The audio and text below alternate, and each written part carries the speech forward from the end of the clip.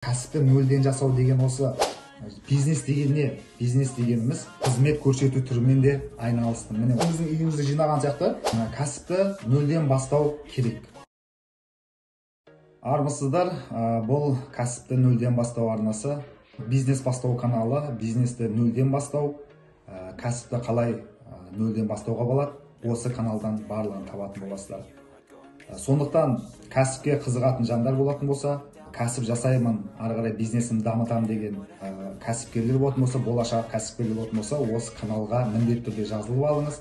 Канал пайдалы болса, лайк басыңыз және комментарийға міндетті түрде өз ойыңызды бөлісе кетіңіз. Мүмкін сіздің жасаған жолыңызда практикаңыз бар шығар. Мүмкін кәсіп жасаған кезде сізде басқаша жасаған шығарсыз. Кәсіпті қалай жасадыңыз, соның бәрін комментарийға өз ойыңызбен бөлісе кетіңіз.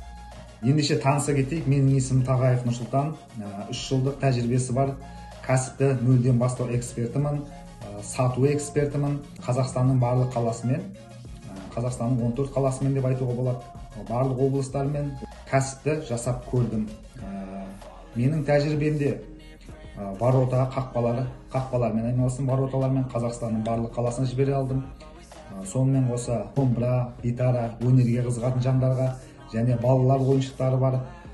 Сонымен қоса қызмет көрсету түрімен де айналыстым. Міне осындай түрлі кәсіптермен жасап көрдім, айналысып көрдім. 3 жылда өзімнің өткен жолыммен сіздермен бөлісейін деп отырмын. Жалпы кәсіпті нөлден бастау керек. Бизнес деген не? Бизнес дегеніміз біреудің проблемасын шешу, немесе біреуге пайда келтіру. Сондықтан кәсіпке қызығып жүрген жандар болатын болса, осы сұрақты үнемі ойлау. Мен қандай пайда тигізе аламын? Біреудің қандай проблемасын шеше аламын? Біреуге қалай көмектесе аламын? Қалай пайдамды тигізе аламын деген сияқты. Және енді қадам-қадаммен пошаговый көрсетейін сіздерге. Үйде отырып ақ. Қазақстанның қай бұрышында болсаңыз да, тіпті ауылды жерде отырсаңыз да, кәсіпті жүргізуге болады. Кәсіп деген бұл қосымша табысыңыз. Егер сіз бір айлыққа қарап отырсаңыз, қазіргі таңда бір айлық барлығына жете алмайды, сондықтан сізге қосымша бір нәрсемен айналысу керек. Қосымша табыс көзі ешкімге еш жерде артық еткен емес. Келісесіздер деп ойлаймын. Және пошаговый қадамдарын көрсетемін. Қадам-қадаммен үй жағдайында қалай жасауға болады, қолдағы бар қаражатпен қалай жасауға, және нөлден қалай жасауға болады. Ендеше кеттік. Ең бірінші менің айтарым, кәсіпті қолдағы бар қаражатпен жасап үйрену керек.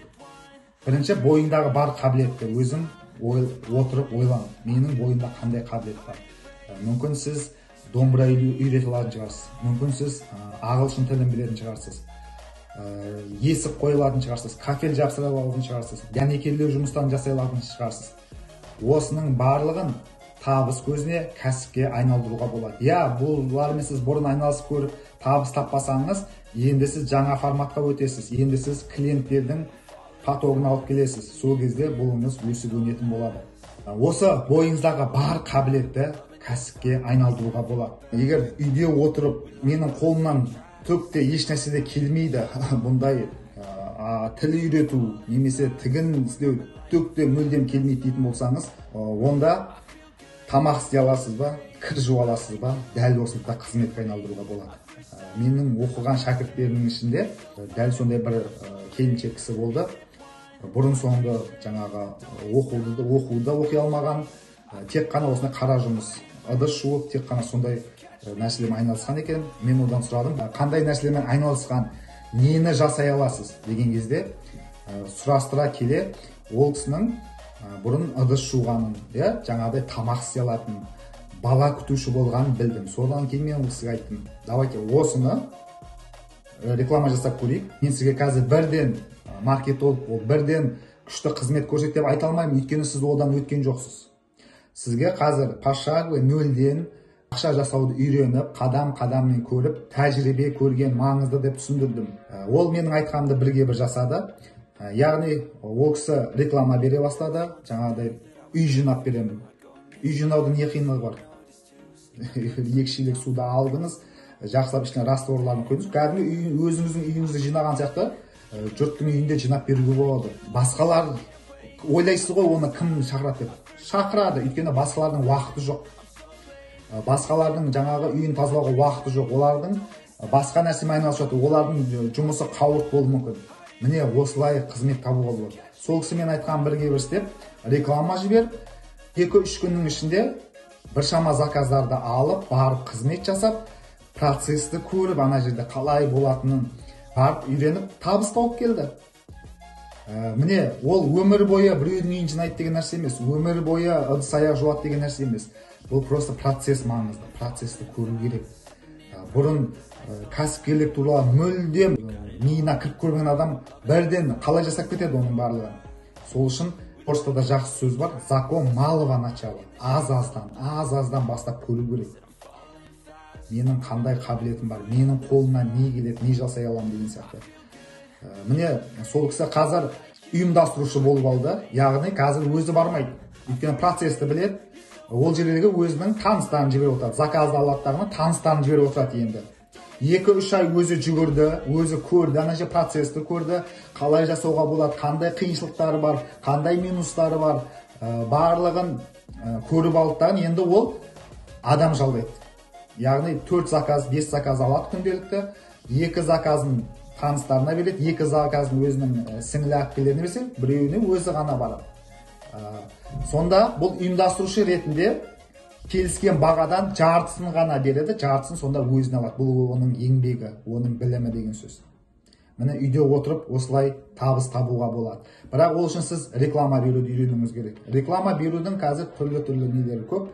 Өзіңізді мен мынандай жасай аламын деп айтпасаңыз, ол үйге тығылып алып айтқан сияқты, оны ешкім көрмейді. Сондықтан шығу керек, проявляция ету керек та. Жаңағыдай мен жасай аламын, мен үйіңді жинап бере аламын, мен воротаңды құрып бере аламын, мен кафеліңді жабыстырып бере аламын деген сияқты шығу керек. Адамдардың көзіне көріну керек. Қазір баяғы замандай шығып көшеде айқайлау емес, мен жасай аламын. Қазір үйде отырып, немесе соткамен реклама жасап жіберіп, бүкіл қалаға, ауданға көрсетуге болады. Сол жерден заказдар түсе бастайды. Барып басында 1-2 қызмет жасап көресіз. Қай жерде көріп аласыз өз көзіңізбен. Сіз ары қарай бұны жасауға болады ма, сұраныс бар ма, жоқ па, соның бәрін біліп аласыз дағыны. Осылай жасауға. Міне кәсіпті нөлден жасау деген осы.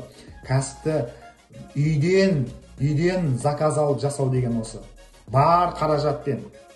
Кәсіпті жасаудың екінші түрі ол стажын. Бұрын қандай стаж жасадым деген сияқты. Мысалы, домбыра үйрете аласың ба?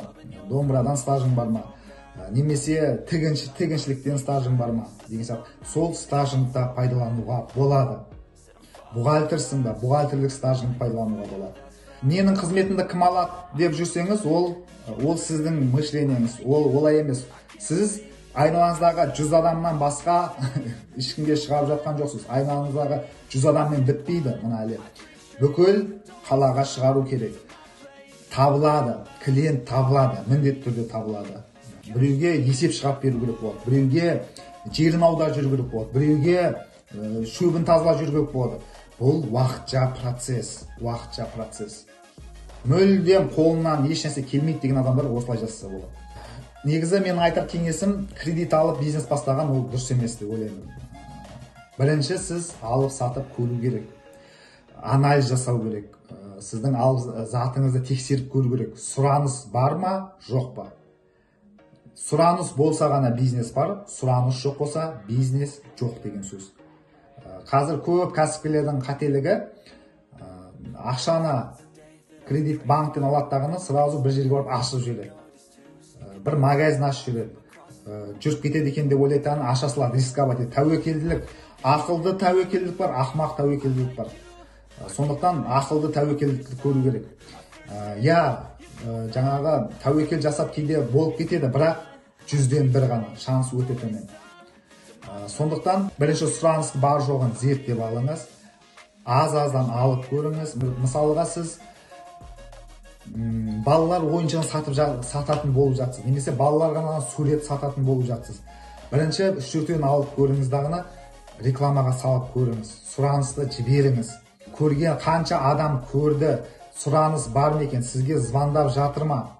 Міне осылай нарықты зерттеуге болады. Және егер сол жіберген затыңыз звоноктар түсіп жатса, сізге клиенттер хабарласып жатса, көзіңіз жеткеннен кейін ғана оны оптовый бағада уже толтырып ала берсеңіз болады. Ал оны басталмай жатып, сіз нарықты зерттемей жатып, үйіңізге әкеліп алсаңыз немесе магазинге әкеліп қойсаңыз, ол шаң басып тұрғаннан пайдасы жоқ.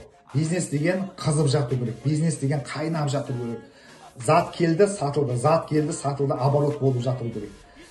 Міне сондықтан бірінші сұраныс бар жоғын біліп алаңыз. Көзіңіз жеткеннен кейін ғана алып келсеңіз болады. Менің өзімнің опытымнан айтайын. Мен жасап жүрген кезде мен бірінші домбыра, гитара сататын жаңағы магазинда алып көрдім. Көрейінші қалай болады екен деп.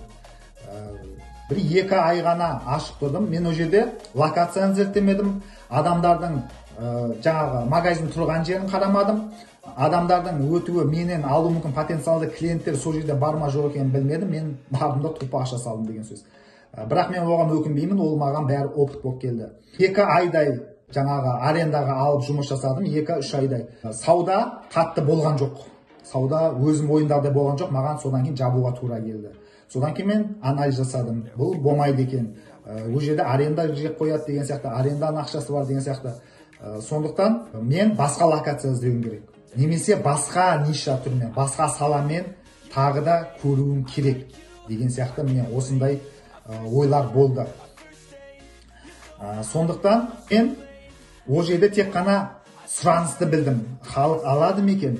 Сұраныс болады ма екен? Мына магазин ашқаннан пайда бар ма екен? Егер күнделікті 100 адам кіріп шығып жатса, мен ол жерде жаппас едім. Сондықтан мен халықтың кіріп шығуын тексердім. Қанша адам келіп кетеді, сұраныс қандай бар екенін білдім дағына. Менің ойымдарда болмайтын, маған жабуға тура келді. Міне осы қателіктерді жасамау керек. Яғни ақымақ адам өзі қателесіп үйренеді дейді, ақылды адам біреудің қателігінен үйрену керек. Яғни сіздер қателіктен, біреудің қателігінен үйреніп тез шығуға болады. Және кәсіпке мүлдем түсінбеймін, кәсіп жасау маған өте қиын дейтін болсаңыздар, мен сіздерге айтар кеңесім наставник көп көмектеседі. Содан өткен наставниктер болса, кәсіп жасап жүрген наставниктер болса, білімді ала беріңіз. Білімді ала беру керек, ала беру керек. Біреу болмасын, біреуі тиеді санаңызға керек. Және опыт, ол наставник опытымен бөліседі, осындай қателіктерімен бөліседі. Мына жермен жүр, оң жақпен жүр, немесе былай қарай жүр деп сізге направление беріп отырады. Наставник деген сол. Сізге ақыл кеңес беріп, жол көрсетіп отырады. Сіздің жолыңызды қысқартатын адам, бір сөзбен айтқанда. Сондықтан кәсіп жасап көрдім, өз білгеніме жасап көрдім, бірақ банкрот болдым, ешнәрсе шықпады дейтін кісілерге айтар кеңесім, сіз бір нәрсені дұрыс жасамай жүруіңіз мүмкін. Білем деген адам ешқашан ештеңені білмейді деген сөз. Мен бәрін білем деген адам ештеңені білмейді деген сөз. Сондықтан білімді ала беру керек, көру керек, опыт алмасу керек. Наставник болса, наставник жалдап алыңыздар.